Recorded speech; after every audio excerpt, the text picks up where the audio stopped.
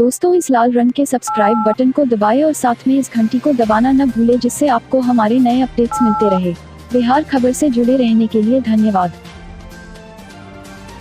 आज से 50 साल पहले दुबई कुछ ऐसा दिखता था, लेकिन साल 1966 में जब यहाँ तेल की खोज हुई तब से दुबई की किस्मत बदल गई और आज दुबई दुनिया के बेहतरीन शहरों में से एक है। लेकिन दुबई की अर्थव्यवस्था में तेल की महत्वता काफ़ी कम हुई है और रियल एस्टेट और टूरिज़्म की भागीदारी काफ़ी बड़ी है। आज की तारीख में दुबई पूरी दुनिया के लिए आकर्षण का केंद्र है। यहाँ की लाइफस्टाइल और इमारतें पूरे विश्व का ध्यान अपनी ओर खींचती हैं। आइए जानते हैं दुबई के बारे में कुछ ऐसी बातें जो आप शायद ही जानते हों। दुबई में क्राइम रेट 0 है। जहां दुनिया भर के ज़्यादातर शहरों में अपराध की घटना दिनों दिन बढ़ती जा रही हैं, वहीं दुबई में क्राइम ना के बराबर होता है। इसकी वजह है यहाँ के कड़े इस्लामिक कानून।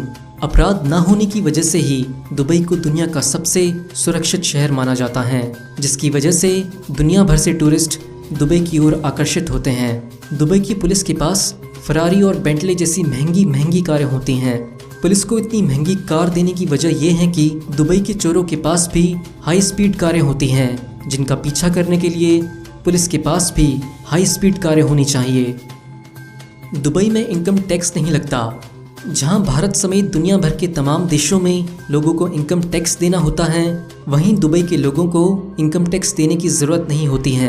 यही कारण है कि दुनिया भर के लोग यहां जॉब की तलाश में आते हैं। दुबई में कोई एड्रेस सिस्टम नहीं है। जहां दुनिया भर के तमाम शहरों में एड्रेस सिस्टम होता है, जिसके ज़रिए लोग बड़ी आसानी से किसी जगह पर पहुंच जाते हैं, लेकिन दुबई में ऐसा नहीं है। ऐसे में अगर आपको किसी एड्रेस पर जाना है तो वहां के आसपास के मकान या होटल्स या किसी अन्य जगह की जानकारी आपको होनी चाहिए।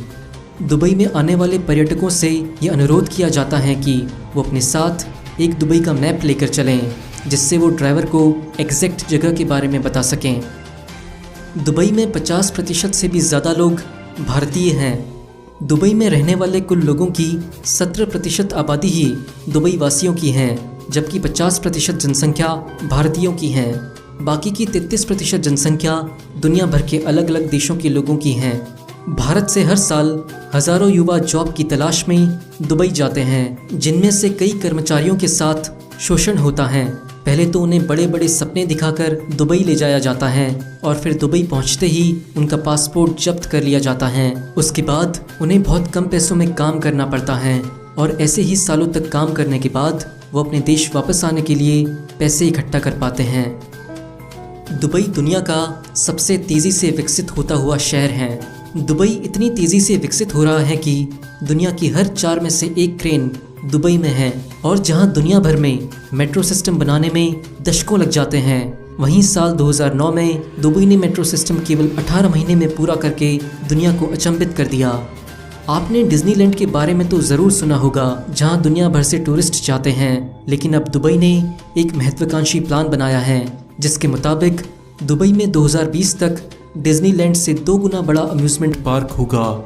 इसके साथ साथ दुबई ने कई मानव निर्मित आइलैंड्स भी बनाए हैं, जिनमें से सबसे बड़ा और शानदार है पाम जुमेरा। दुबई दुनिया की सबसे बड़ी चीज़ों के लिए जाना जाता है।